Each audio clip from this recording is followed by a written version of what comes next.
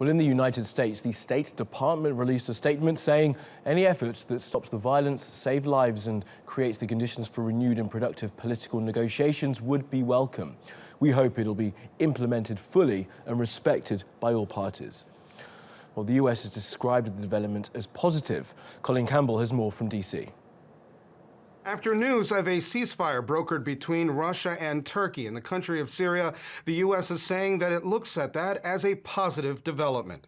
They're hoping that it leads to fresh talks between members of the Assad-led regime and rebel factions that are dissatisfied with the current government.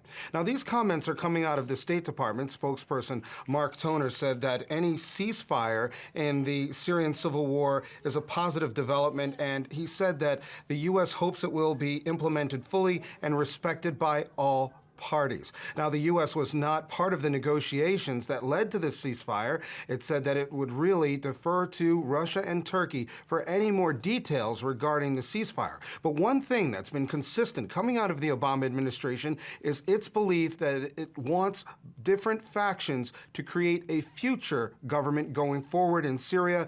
The U.S. State Department and the White House don't believe that an Assad-led regime solely will create a sustainable peace in the country of Syria. Well, Syrian civilians have expressed mixed views on the deal. Some are doubtful that it'll last, while others hope it'll bring an end to the suffering. We don't have any hope in this ceasefire. Every day, schools are being struck. Today, 3 kids were killed. This is the 3rd time that these schools were struck. We don't have any hope, not even 1%. In regards to the ceasefire, I think it is a Russian and Iranian game. Everything will be happen as they like. So even if they remove Bashar al-Assad, they will just bring someone worse than him. We as the Syrian people in the liberated territories support a ceasefire because it will lessen the sufferings of the refugees who have come here recently. Secondly, it will stop the destruction of the buildings and the shelling of civilians. We recently heard that a ceasefire was reached that covered all Syrian territories except those under Daesh control.